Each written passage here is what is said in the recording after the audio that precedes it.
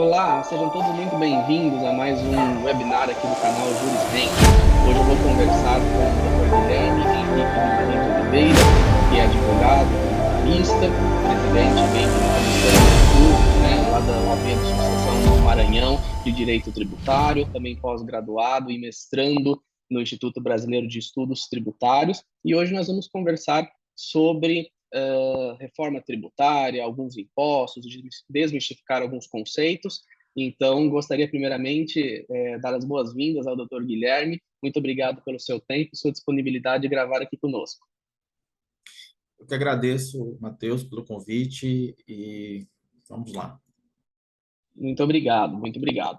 Bom, a gente vai falar de um assunto que normalmente é de interesse total a todo mundo, né? Então, falar de receita pública, como que a gente, né, vive para, né, pagar impostos no Brasil. A gente tem esse estigma internacional de que nós somos uma população que mais recolhe tributos, né, em relação a outros países. Passamos aí na nossa história com algumas reformas, né, desde a da criação do CTN em 1966, alguns milagres econômicos, que eu não tenho certeza se são milagres ou não.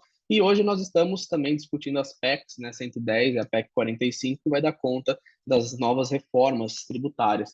Então, eu queria começar já, doutor, sabendo aí da experiência do senhor, das perspectivas, estudos, quais são as propostas, o que isso vai mudar na vida das pessoas?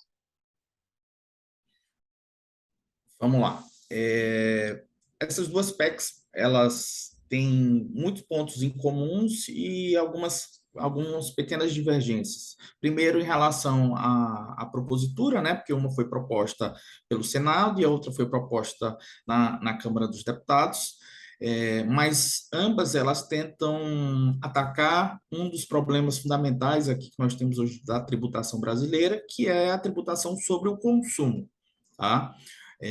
A nossa tributação sobre o consumo, ela é diferenciada de quase todos os países hoje desenvolvidos, e principalmente aí se você pegar dos membros da OCDE, a grande maioria dos países utiliza um tipo de tributação muito mais simples do que a nossa.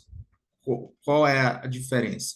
Hoje, todos aí que são estudantes de direito, que têm conhecimento, ou então que exercem atividade comercial, sabem que a gente tem dentro das tributações sobre o consumo uma segregação de tributos, de impostos, né, basicamente, que estão relacionados a fatos geradores distintos. Tá? Então, hoje, se você busca lá na Constituição Federal, você vai verificar que existem impostos de competência estadual, impostos de competência municipal e, na verdade, contribuições e um imposto de competência federal que acabam tendo, dentro de uma lógica econômica, uma mesma materialidade. A materialidade, basicamente, dentro de uma cadeia de consumo, eu tenho determinadas operações que são insumos, ou seja, que são matéria-prima, material de embalagem ou materiais de uso e consumo que são utilizados no meu processo produtivo e que tem uma finalidade de um produto final que vai ser revendido. Então, nessa cadeia econômica, que é a cadeia econômica normal, você pode ter diversas operações, sejam operações de venda, né? Operações de compra e venda, operações de industrialização ou operações que decorrem de prestações de serviço, tá? O Brasil, quando ele fez essa opção, ele fez uma opção segregando os fatos geradores por competência de entes federados. Então, diferentemente da lógica que é aplicada na economia, que é uma lógica bem mais simples, então, em que eu faria o oferecimento à tributação para um único ente, para uma única entidade que faria esse controle e arrecadação sobre aquilo que agrega o meu processo produtivo, o meu processo comercial, entre aquilo que eu compro e o que eu vendo, a margem de lucro, aquela diferença, né, aquela mais-valia ser oferecida à tributação. No Brasil se segregou isso por materialidades. Então, a gente, aqui no Brasil, tributaristas principalmente, ficam discutindo muito sobre se determinada operação ela tem natureza jurídica de uma operação de compra e venda, se é uma operação de prestação de serviços, se se enquadra uma operação de industrialização, porque, a depender da resposta, nós alteramos a materialidade, alteramos o ente competente para tributar e alteramos a carga tributária incidente. Então, veja a loucura que nós temos hoje dentro do Brasil. A gente, quando vai fazer qualquer tipo de operação dentro de uma cadeia comercial, você vai ter esses inúmeros processos e esses processos eles acabam sendo de tributação segregada por entes. Dentro de uma lógica aí globalizada, toda tributação de consumo, normalmente, ela é vinculada a um único imposto, né? A um imposto que normalmente é chamado de IVA, que é o Imposto sobre o Valor Agregado, e ela tem a finalidade de, basicamente, fazer a tributação somente sobre aquilo que agrega dentro desse meu processo produtivo ou comercial. Então, se eu compro um produto por 100 e vendo por 200, basicamente eu só posso tributar a mais-valia, o 100, certo? Aqui no Brasil, como você tem essa segregação por fatos geradores, não necessariamente acaba acontecendo isso. Isso traz problemas de marginalidade econômica. Você cria distorções na economia, que são distorções que não deveriam acontecer e que trazem problemas de competitividade. Se você hoje, dentro dos países aí desenvolvidos, os países que estão no OCDE, a grande maioria, quando você vai discutir carga tributária, você vai discutir em relação à parte de tributação sobre a renda, né? Basicamente. As organizações em relação a isso. A tributação sobre o consumo ela acaba sendo mais simplificada porque eu só tenho um único ente, que é central, e tem a competência para poder fazer a tributação sobre todos esses valores. E depois fazer o repasse para os entes que, em tese, vão receber uma parcela dessa tributação. Essa é a lógica das duas propostas. Sair de uma tributação fatiada, em que você tem fatos geradores distintos, com competências de entes federados distintos, para se criar uma tributação única no âmbito do consumo, tá? Em que você somente tribute aquilo que efetivamente agregue dentro da sua cadeia comercial, da sua cadeia industrial, da sua cadeia de prestação de serviços. E para que isso aconteça, a ideia é extinguir esses tributos hoje que estão segregados em diversas materialidades, né? O ISS de competência municipal, o ICMS de competência estadual, o IPI de competência federal e as contribuições para o PIS e a COFINS também de competência federal, e criar um único imposto, que é o IBS, Imposto sobre Bens e Serviços, tá?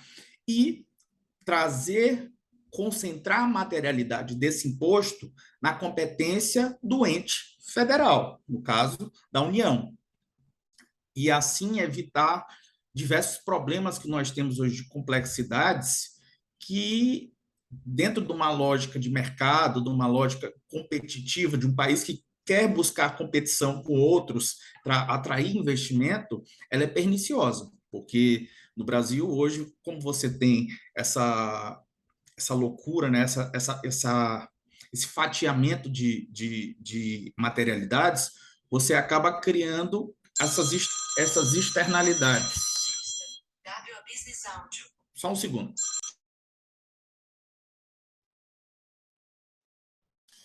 Como eu estava falando, as diferentes materialidades em diferentes entes federados cria uma lógica perniciosa para a economia, para a questão de atração de investimentos, para a questão de você pensar num país numa ótica globalizada, em que a gente sabe que o seu país vizinho, por mais que você tenha um grande mercado consumidor como o Brasil tem, ele pode atrair investimentos por questões simples como complexidade da tributação. Então, a ideia é atacar esse problema principal dessa lógica de tributos que incidem basicamente sobre uma materialidade única, que é o quê? Dentro de uma cadeia produtiva, de uma cadeia de comércio, de uma cadeia de industrial, ou até de uma cadeia simples de prestação de serviços, e tributar tudo isso com um único ente. Então, imagine só, você tirar essa complexidade hoje que nós, como tributaristas, ficamos discutindo se determinada operação ela é uma operação de compra e venda, ou ela é uma operação de prestação de serviço, ou ela é uma operação financeira, uma locação, e basicamente tirar toda essa discussão para dizer assim, olha, basicamente a discussão que vai ficar aqui é saber quanto eu vou tributar. Ah, a minha margem de valor agregado nesta operação é de 10, por 100, estou vendendo a 110, então é somente sobre esse 10 que eu vou oferecer a tributação. E eu retiro só isso, eu vou retirar muitas das discussões hoje que temos nos tribunais e que criam essa complexidade. A partir do momento em que você transfere toda essa tributação para um único ente competente, não mais diferenciando por fato gerador, ou seja, por materialidade, mas criando basicamente uma materialidade que englobe toda uma cadeia comercial, uma cadeia produtiva, que basicamente são operações com bens ou serviços, eu crio eu diminuo, né, a complexidade da tributação e, com isso, trago vantagens competitivas para o país. Tá? Uhum. Parece-me mesmo que será um processo de simplificação de uma seara extremamente complexa, né? E ICMS, por dentro, por fora, tem uma série de coisas que talvez realmente caminhem para simplificação. Mas eu acredito que nesse ponto final que o senhor toca, tenha uma dúvida maior das pessoas. Quando a gente fala em imposto único, essa própria expressão sugere que de fato seja um único imposto, talvez a um único ente. Mas me parece que não é exatamente dessa forma, né? É exatamente o brasileiro não vai passar a pagar um só imposto sobre renda, patrimônio, sobre absolutamente tudo, né? Eu acho que esse ponto, se o senhor puder esclarecer um pouquinho mais, o que seria esse imposto único e o que diferencia, por exemplo, na seara do imposto patrimonial, por exemplo, eu acho que seria uma dúvida que muitas pessoas vão acabar tendo. Ok. Em relação à questão do imposto único, como você colocou, é exatamente isso. Na verdade, quando se fala em imposto único, os que defendem um imposto único entendem que eu deveria ter um único imposto que englobasse toda a tributação que fosse para o Estado, que fosse para o erário público decorrente para fazer frente às suas atividades, né? E, com isso, extinguir toda essa complexidade de tributação sobre patrimônio, tributação sobre renda e a tributação sobre o consumo. Na lógica que está sendo feita na reforma, que é uma lógica mais coerente dentro da realidade que se tem dentro de outros países, principalmente países que são membros da OCDE, é você criar um imposto único especificamente para a tributação sobre o consumo.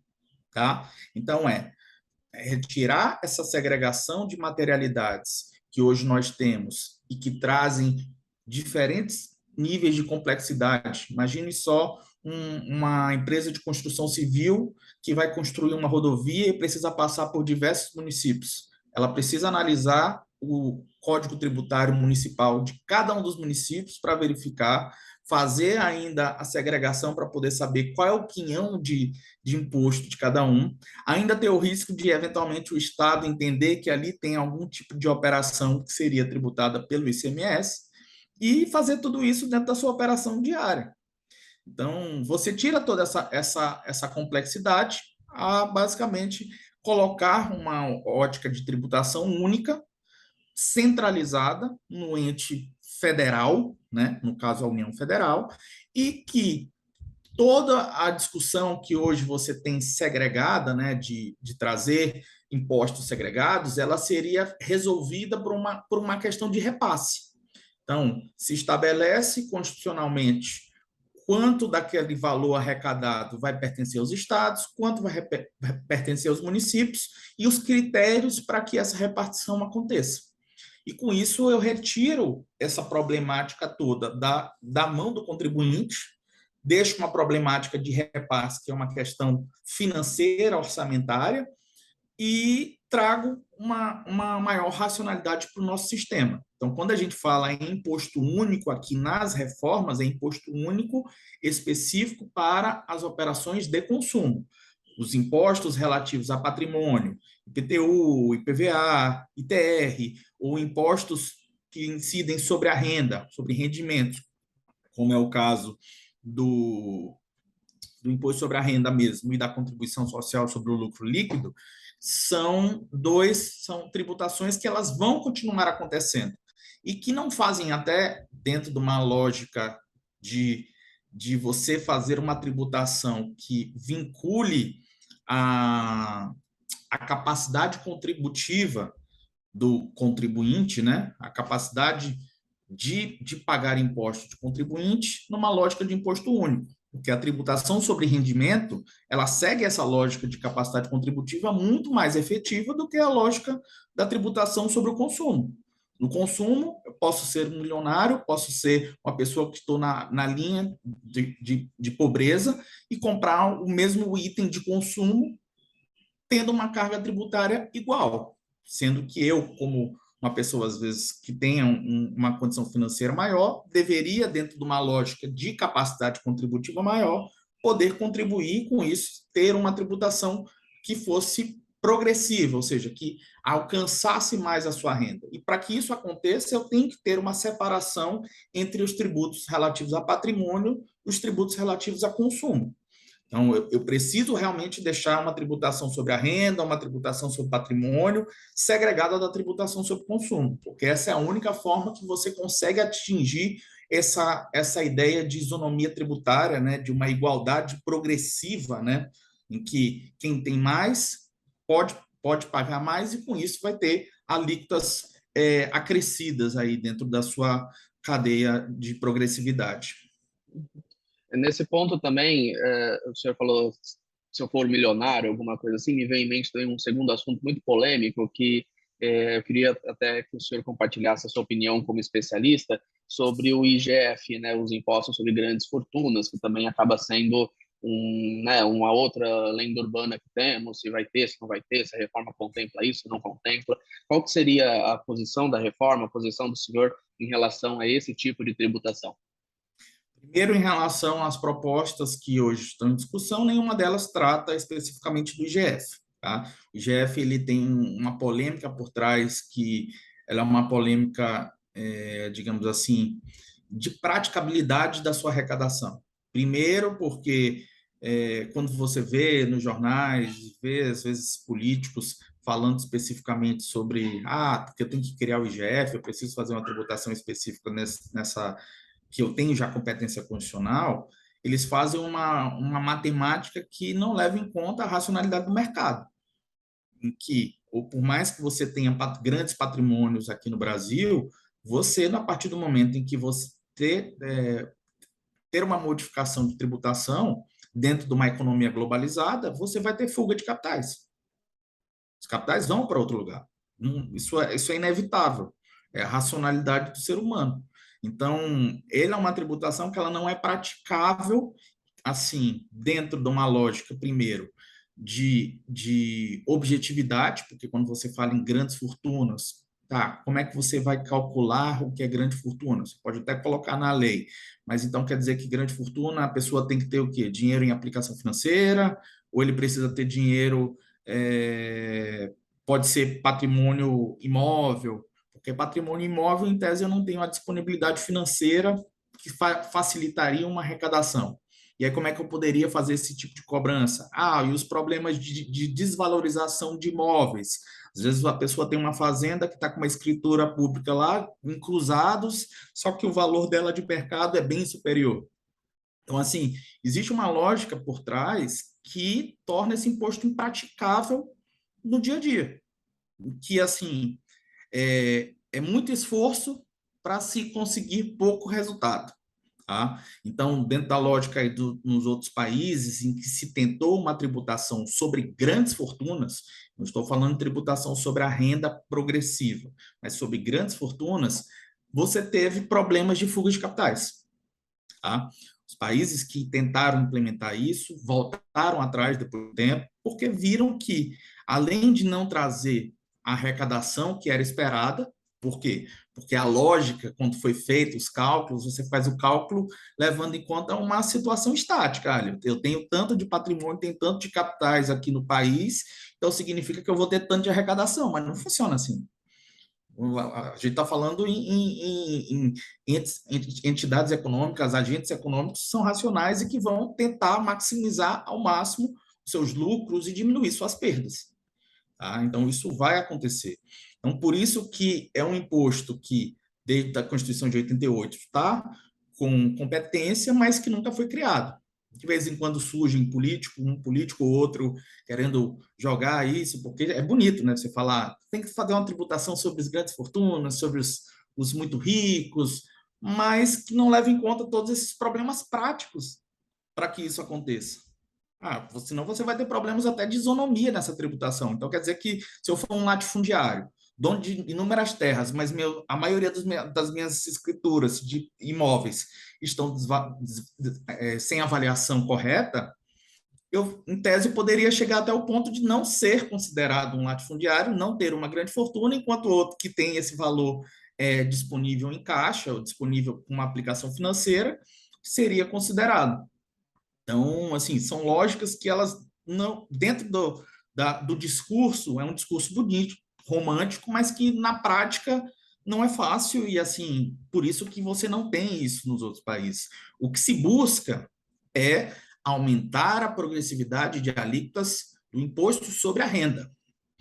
Aí é uma lógica muito mais racional. Se eu ganho mais, se eu tenho um rendimento muito superior, eu posso ter alíquotas superiores. E também algumas discussões que tem, e como alguns estados, alguns países, como o Reino Unido, que tem alíquotas bem altas em relação à tributação sobre herança. Tá? A tributação sobre herança seria uma forma, também é uma discussão que ela é muito inflamada, né? Porque acaba entrando essas paixões aí envolvidas, se faz sentido você deixar aquele valor tem que ficar para o Estado, se ele acaba pertencendo ao patrimônio, né, a universalidade de bens e direitos daquela pessoa e, consequentemente, dos seus herdeiros, mas dentro de uma lógica de discussão, é uma lógica mais fácil e mais controlável, até para fins de cálculo, de praticabilidade do imposto.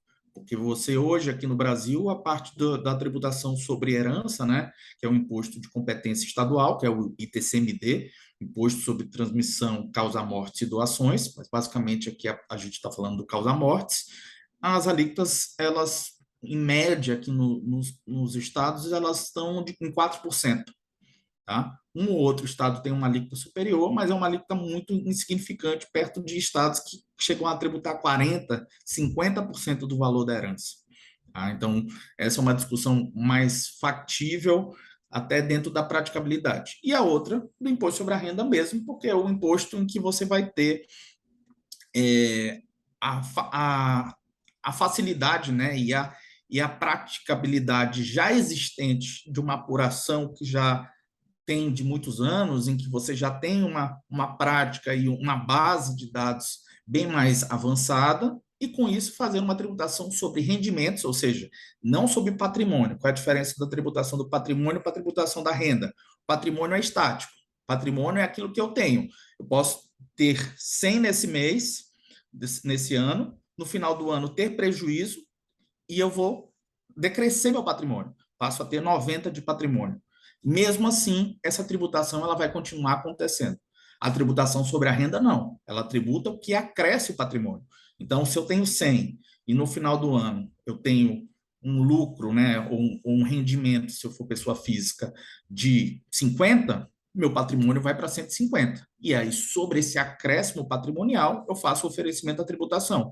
E as discussões que se têm relativas à progressividade nessa tributação, elas são mais equilibradas, porque é justo que você crie alíquotas maiores, né, majoradas, talvez, eu não sei, assim, existe uma discussão sobre um princípio na economia que é chamado curva de Pareto, em que você estabelece um nível ótimo de tributação, que um economista, né, ele fez esse estudo e que demonstra que dentro de uma tendência macro, se você começa a aumentar a alíquota, ela chega a um ponto que é um nível ótimo. Depois, se você continua aumentando a alíquota, essa tendência de arrecadação ela tende a diminuir. Por quê? Porque você vai criando uma tributação tão escorchante que você cria uma informalidade.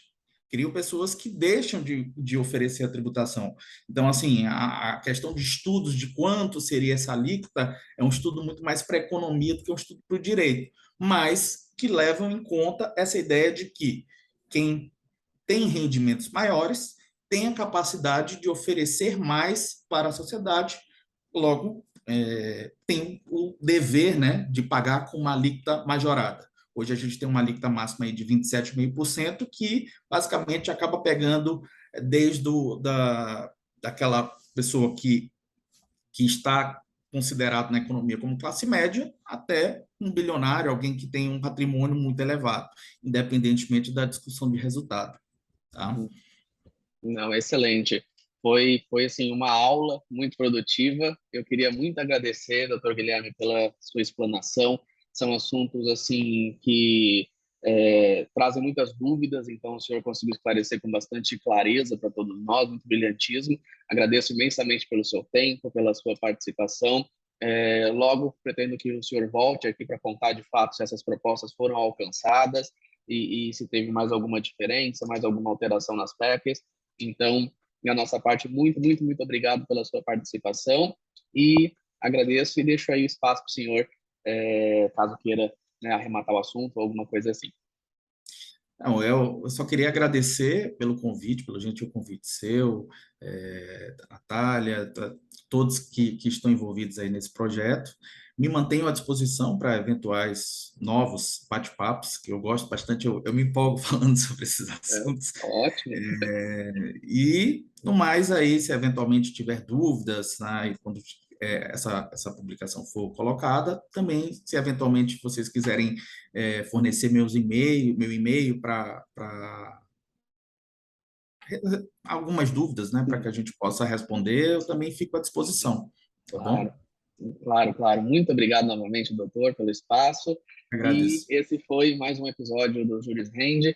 Meu nome é Matheus Catalani Pirani. Eu conversei hoje, então, com o doutor Guilherme Henrique Guimarães Oliveira, advogado tributarista, que nos mostrou aqui tudo sobre as novas propostas da reforma tributária, né, na PEC 110 e a PEC 45. Muito obrigado pela atenção e é isso. Até logo, doutor. Valeu. Valeu, um abraço. Tchau, tchau.